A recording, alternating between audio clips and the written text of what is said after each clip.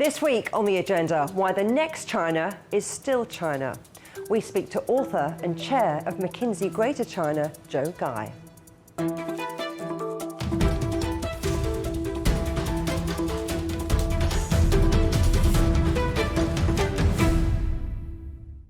In the past 4 decades, China has transformed itself into the world's second largest economy.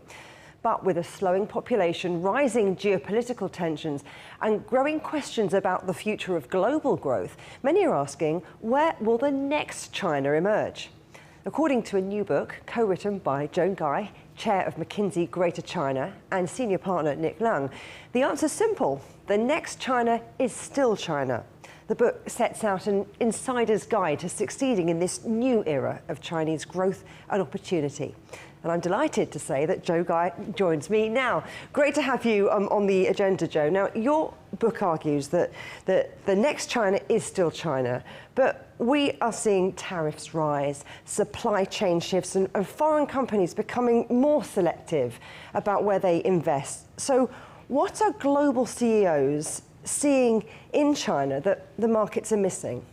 First of all, thank you for having me here. I think in the last couple of years, I have really seen foreign CEOs have a very deliberate China strategy. I think about 3 years ago, I think it was all around kind of China plus one, right? Like, where is my alternative, right? Is it Vietnam? Is it Cambodia? Is it India? Is it Mexico?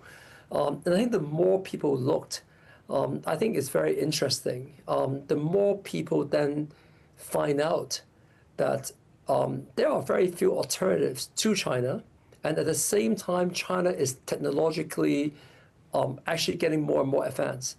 So in this year, 2026, I have seen more CEOs and boards and executive teams actually have their meetings in China. Why?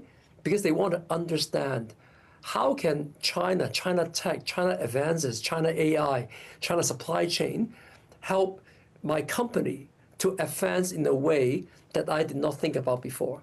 So I think that it's actually very interesting how CEOs have morphed from thinking about China as a 1.3 billion market that I sell into a market where China is a place where I find inspiration. You talk about there being 3 engines that drive China's success: policy, capital, and culture. How would you say that the Chinese approach to those 3 areas is really different? Well, I think that you have a government that actually is very pro-growth and very pro-business. I think that leads to an environment in China where actually in every province, the local government supports the local businesses, right? So they all compete against each other.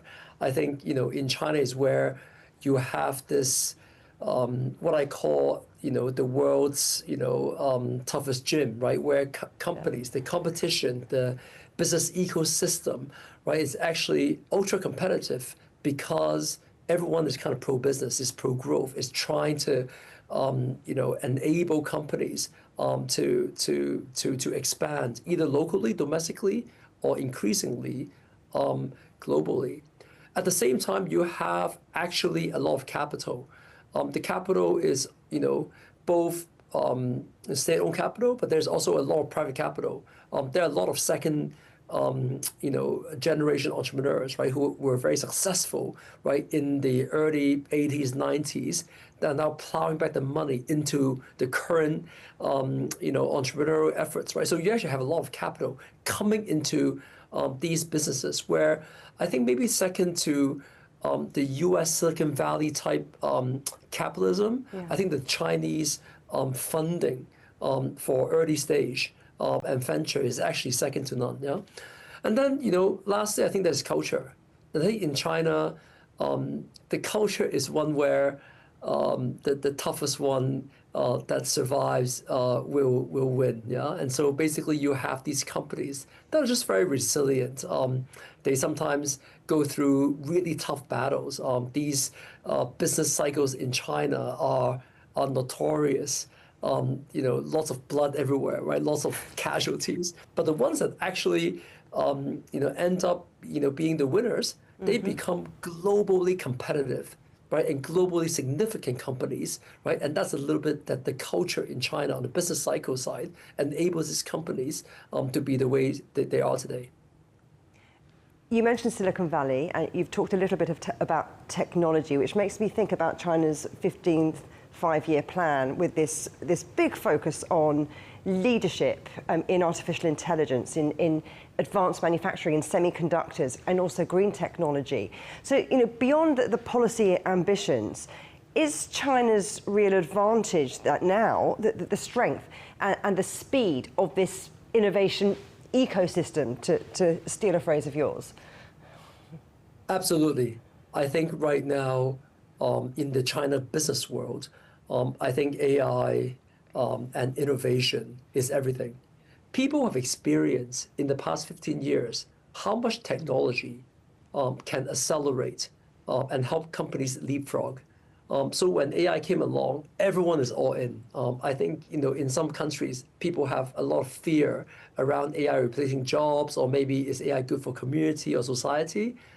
I don't think you really have these questions in China. I think, of course, there are always some trade-offs in AI, but everyone agrees that we have to be all in AI. We have to, use the technology, and that's the only way of progress, right? And so in China, AI is also under involution, if you will. Yeah. Is that there's actually fierce competition even among AI companies.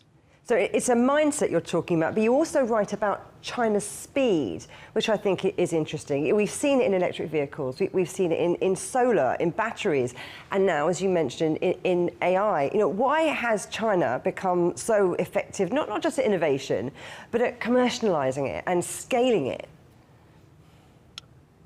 I think China actually has a very large domestic market that is very open for new ideas, new products, yeah?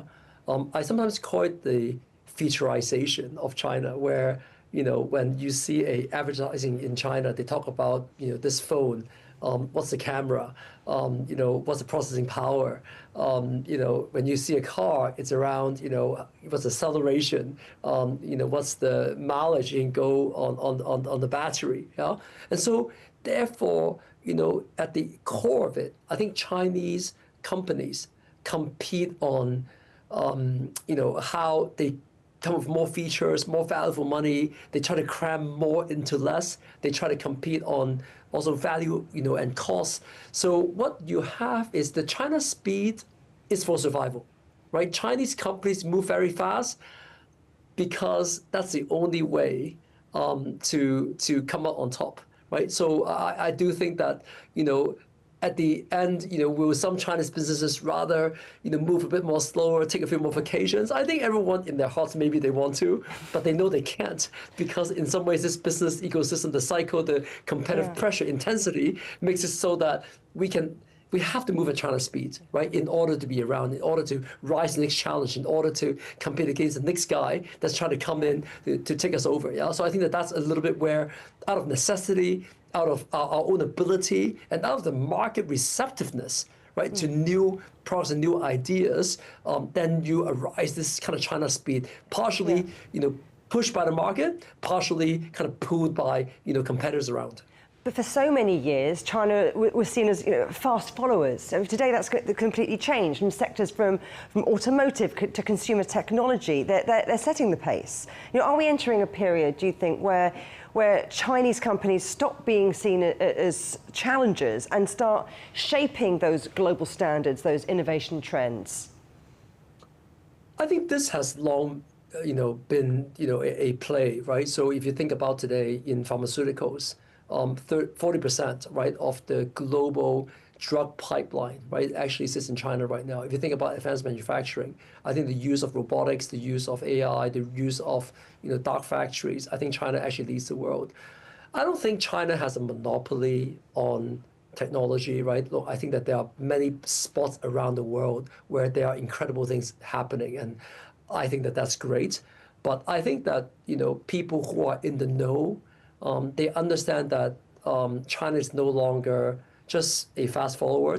So I think that around the world, China really is now emerging as a hotspot for innovation, for ideas, for inspiration.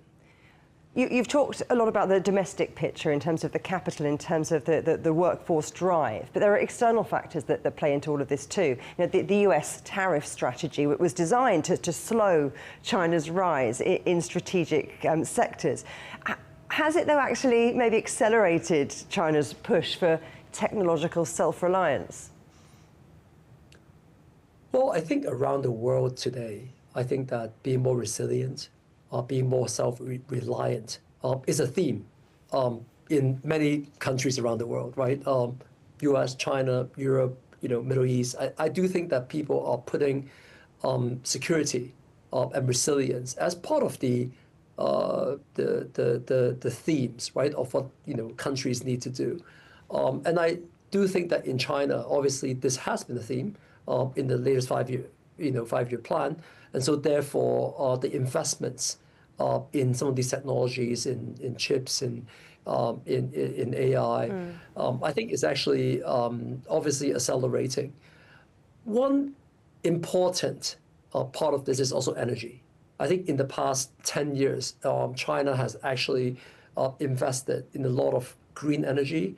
And so therefore, if you think about the mix of energy today, I think China actually have one of the most interesting and greenest, kind of energy supply. And it's coming on, at a scale that also allows it to be low cost, right? Which I think is also being quite helpful as AI and the usage of tokens and the usage of energy and compute is being quite an important element of competitiveness today. When we look at China's AI plus strategy, it does look very different from the race we're seeing in Silicon Valley, for example, which is very much focused on chatbots. It's much more consumer focused, embedding AI into manufacturing, logistics, industrial productivity is more the direction we're seeing in China. Do you think China sees AI as primarily an economic infrastructure story then, rather than a consumer technology story, or is that simplifying it too much?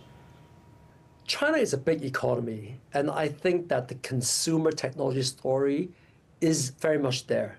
If you think about the leading companies, right, whether this is going to be the Tencent, the Alibabas, the ByteDances, and all those, I think everyone who is consumer facing are very much in the AI game right now as we speak, yeah. But the other part, which I think is quite distinctive in China, is what I call the physical AI side. And the physical AI is really where you have AI, but you combine that with the physical manifestation, right? The clearest place where this comes is, autonomous vehicles or in robots, right? Which basically is a, vehicle that can does things or a robot that can drive, yeah? But I do think that, and that comes because China has a supply chain that actually is very, very deep, very, very responsive, and is very cheap, right? And so therefore, if you think about robots, and it doesn't need to be humanoid, it can be any kind of factory or manufacturing robots. I do think that there is quite a lot of experimentation and innovation in that sector. It's very fragmented, it's very competitive, but I think that that competitive intensity will emerge a lot of very interesting physical AI manifestation in robotics and in autonomous vehicles, which I think you're seeing today. So I think globally everyone's going to be into AI, but I think in physical AI is where China actually has an edge because of the supply chain.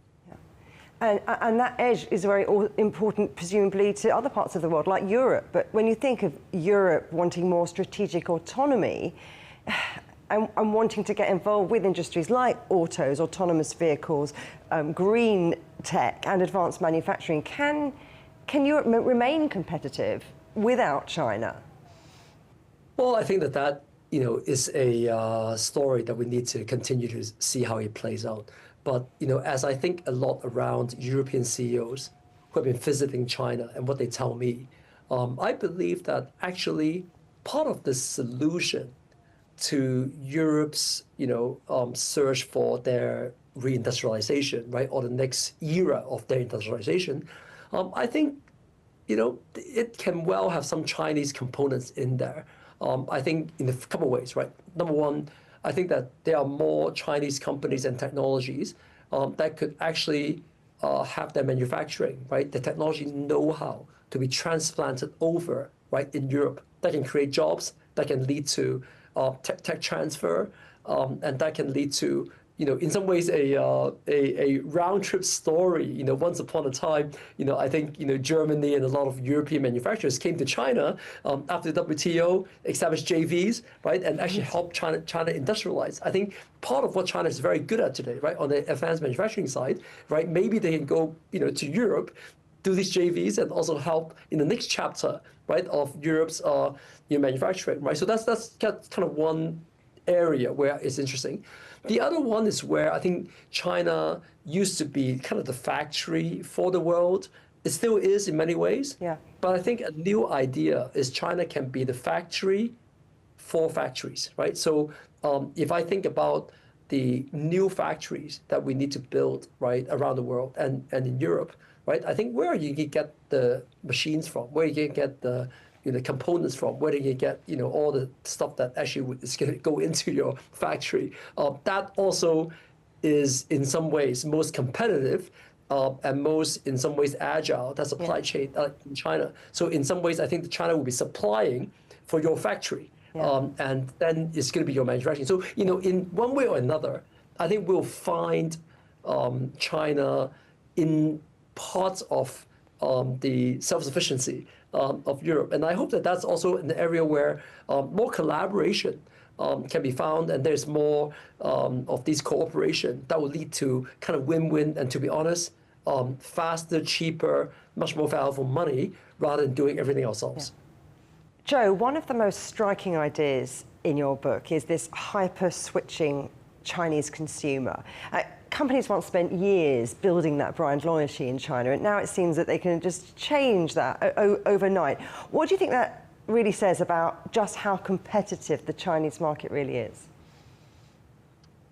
Yeah, it's really the dynamism, right, of the Chinese market that creates the opportunity, but it's also a big source of frustration and fear and corporate anxiety, right? I mean, in some ways, you can be building your brand for a long time, but when a newcomer comes with a better product, it can really displace you very quickly.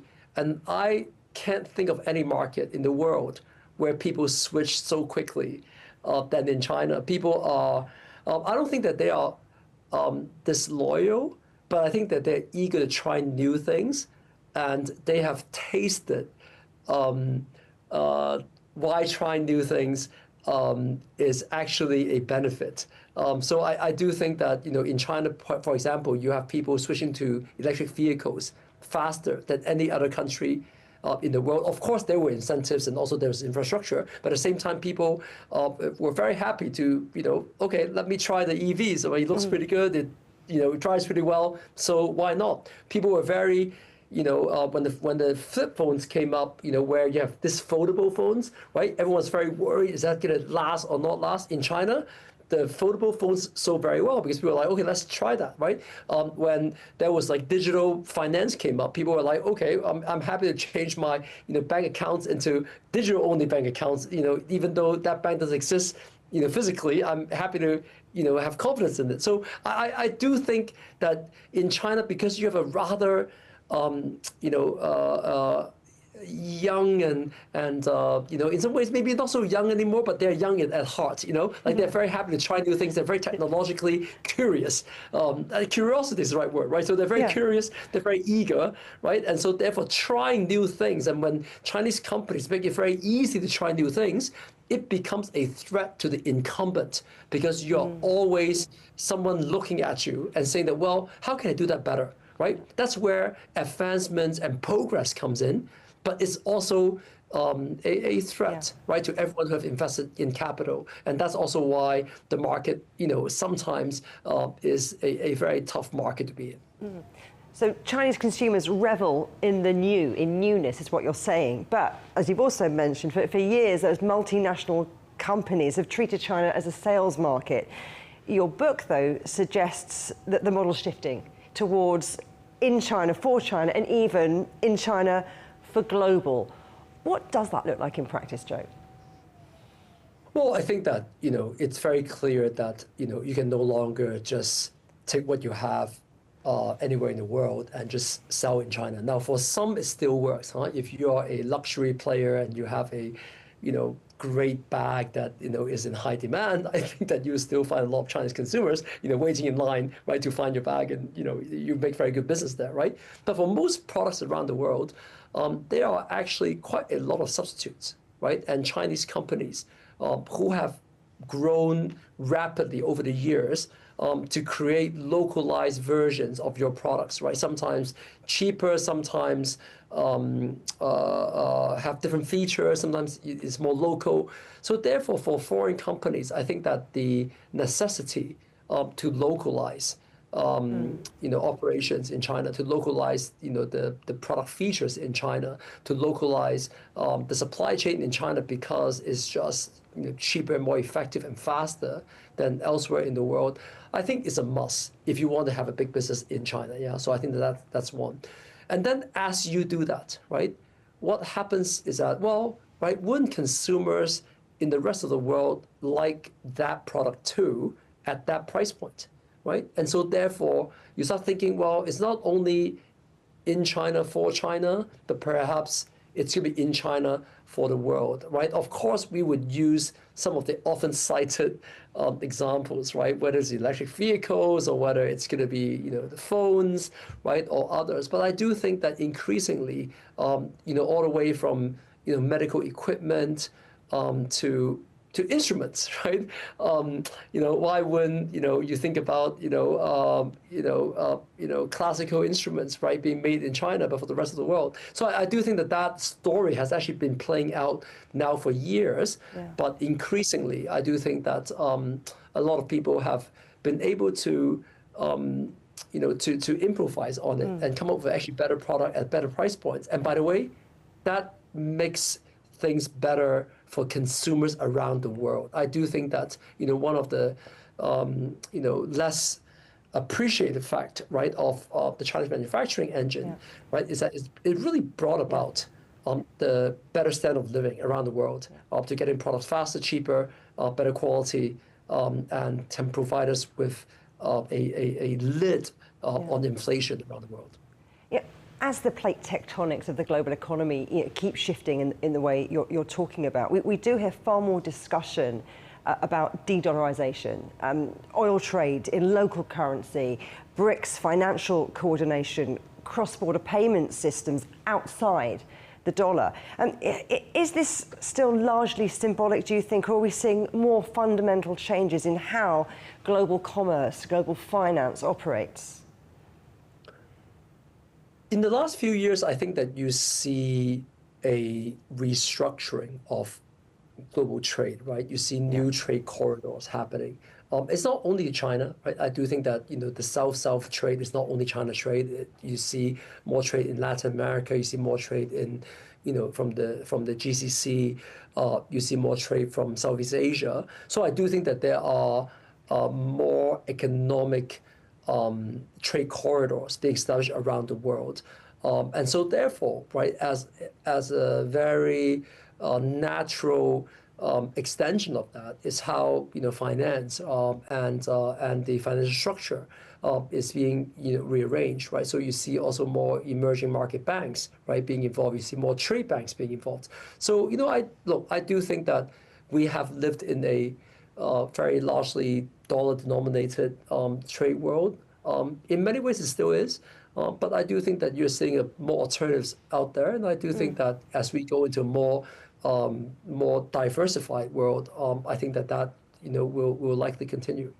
Joe, the last time you and I were able to have a conversation like this was in January at Davos. Since then, the world has become so much more fragmented economically, politically. So when you look ahead the next 6 months, but also let's go a bit further, let's go 5 years, what makes you most confident about China's position in the global economy? One word, technology. I think in the past 20 years, I think we've seen how much technology, and in the last 20 years, really around digital, can do to an economy, and can do to companies, can do to efficiency and effectiveness. Yeah, and I think if you think about the next 20 years, it's very clear where that's going to come from, right? It's coming from more technology, whether that's going to be from AI, whether that's going to come from more sustainable energy sources, whether that's going to come from other areas of innovation, right, such as biotech, right, or other places. I think that it's going to be in the leapfrogging is going to come from technology, right? If you look into every part where technology plays a very big role, I think China has been investing in these areas in the last few years.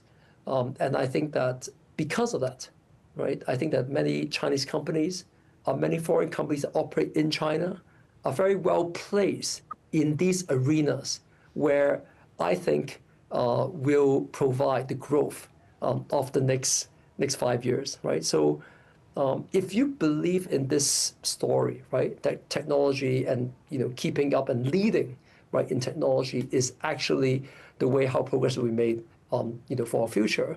Look, I think China is well placed, right? There are of course other economies that are also well placed in there, but I think China, has many. If you're a card player, we have many good cards in our hands, right? And the question is, how do we play that out? And the question is also, what does the rest of the world need to do then to prepare for this new China? I keep telling CEOs, and I'm in the private sector, so I advise CEOs, right? I think for governments, that's maybe a slightly different or more complex picture. But for multinationals, right, as they think about how do I deal with this new China, this next China, I think there are some parts that are very inevitable, right? I think that, for example, I think the supply chain and the competitiveness of the Chinese industrial engine, some of the ways how AI and robotics is playing out in China. I think you come see for yourself. You look at the ecosystem, you look at the pipeline of what's coming.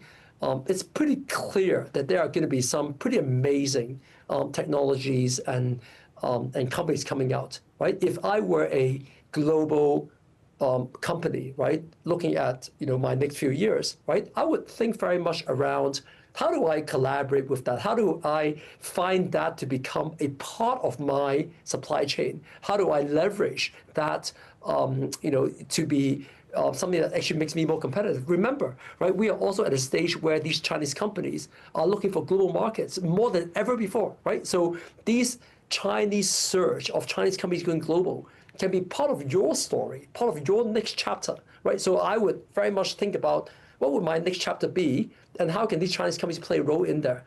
Otherwise, you can think of it as these are going to be my competitors, right?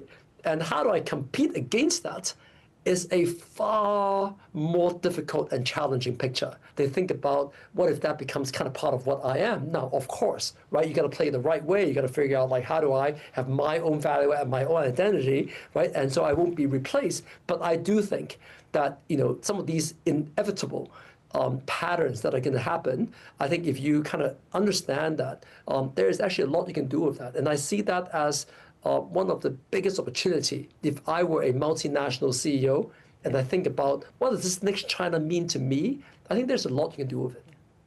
Joe Ngai, thank you very much.